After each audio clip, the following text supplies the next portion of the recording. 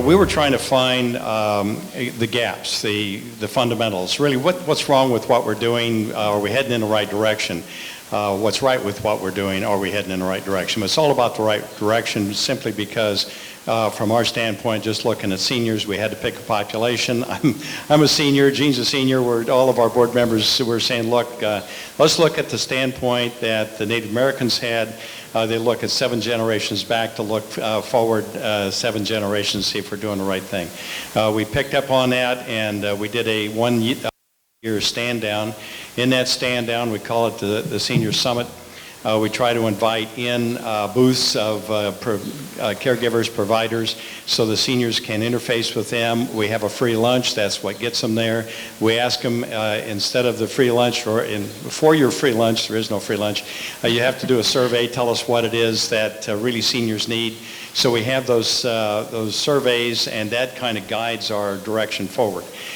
So there has to be some incentive. And the thing we found was, by asking the questions, what do seniors need, rather than what do you as a senior need, we got a completely different type of answer, and it was a better answer. And one thing that we have seen around the county is that seniors want to be recognized for being a senior of a wiser, older person, and they don't want to be left behind. They don't want to be isolated. They want to still, and you have to find a way to reach them in their individual situation. If you were to look at the North Shore here, you would see ground center of the older population for a lot of issues that older population people have compared to the rest of the county. It's really centered here. When we had all of the fires, and I was the supervisor here, and a lot of people were left behind. Everybody was supposed to be evacuated. I found folks poked in around homes all over the North Shore that could not leave and didn't want to leave because they found no way to leave anywhere else and preserve, or to come back to what the situation where they were. And that was really an eye-opener for me. Prior to that, we had other eye-openers all the way back to the Valley Fire. And we've actually had 8 fire emergency, and it kind of brought forward the safety issue that I heard someone talk about. We do have a safety issue in their home. Fire is now creating a new crisis in their mind. We have a crisis of safety from the standpoint of drugs being dealt with in the communities here. At one time, of course, there were grows in everybody's backyards, the only way they could make a living. Now we've tried a different approach towards the cannabis issue in the county.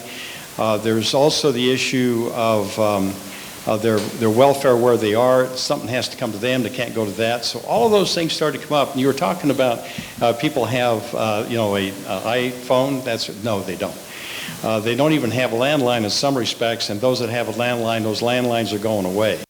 That's going to be their future. So there is that loss of futurism, and so we tried to address that. From our standpoint in the Lake County Silver Foundation, which Gene is on the board member and so is Claudine, from our standpoint, we're looking at the quality of life as what gives them meaning, so that they will then participate and seek all of the things that you're talking about.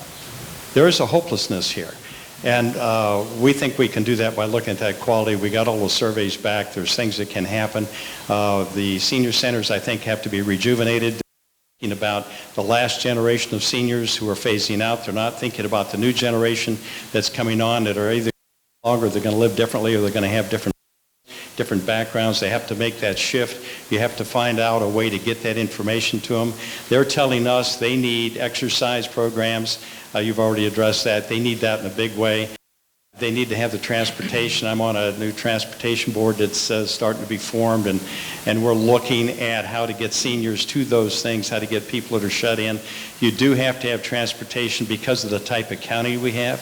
This is an intercoastal range county. It's landlocked in a way because of its mountains from everything else that goes on. These are folks that are kind of left behind.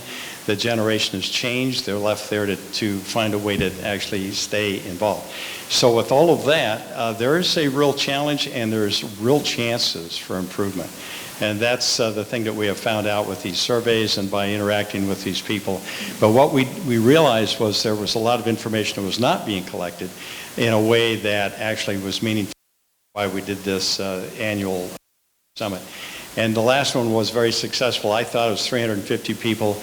They had a free lunch. They had a good time. 10 people got awards for being inspirational seniors. And there is a key. If you're going to solve your senior issue for going forward when it's growing, you get seniors involved in solving their own problem.